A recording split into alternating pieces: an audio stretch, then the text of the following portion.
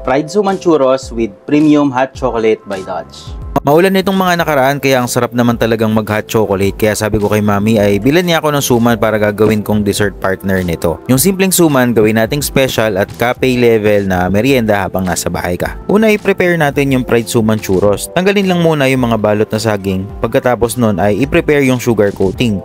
Ako ang okay na ratio sa akin ng cinnamon and sugar is 6:1. 6 na sugar, 1 na cinnamon. Pero kayo bahala kung ano ang ratio na mas gusto ninyo. Pero wag niyong sobrang damihan yung cinnamon kasi meron itong cinnamaldehyde na nag-trigger ng allergic reaction. Haluin nyo lang hanggang sa maging halos color brown na ito. Pagkatapos yan ay i-ready na natin yung frying pan. Dapat nasa tamang init na yung mantika bago nyo iprito yung suman. Kung hindi, didikit ito sa pan at mahirap itong ahunin. Ang gusto kong maging texture nito ay crispy yung crust pero andun pa din yung soft suman texture sa gitnang part. Huwag nyong masyadong i-toasted, kahit yung manipis na crust lang yung mag-crispy ay okay na yon.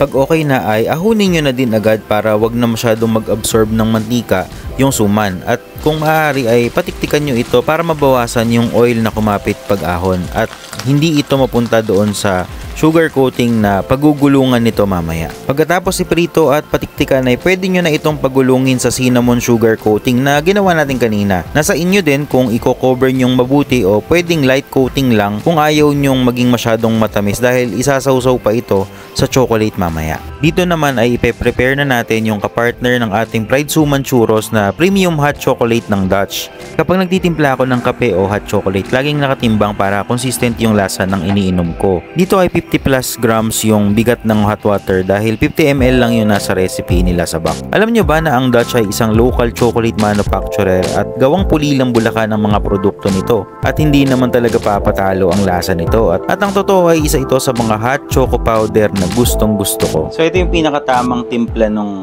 isang sachet. Ganito lang siya kaunti. And yung pinaka-texture niya, okay na ako. At yung pinaka-lasa niya actually,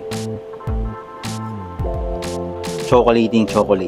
Sa akin, ganito ako nagtitimpla. Sinusunod ko talaga yung sa pinaka-instruction nila. Makukuha mo talaga yung ideal na gusto nilang maging lasa. Pero syempre, kulang to para dun sa ginawa nating mga churros. More or less mga 10 pieces yon. So, dadagdagan natin to. Gagawin natin dalawang timpla.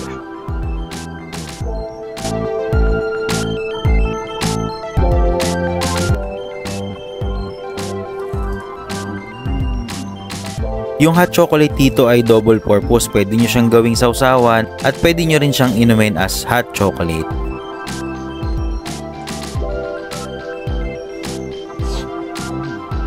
Kung nagustuhan nyo ang dessert recipe na ito at gusto nyo pa ng ganitong mga content ay paki-like, share at subscribe ang iba pang mga social media account para lalo pa tayo makagawa ng ganitong mga content.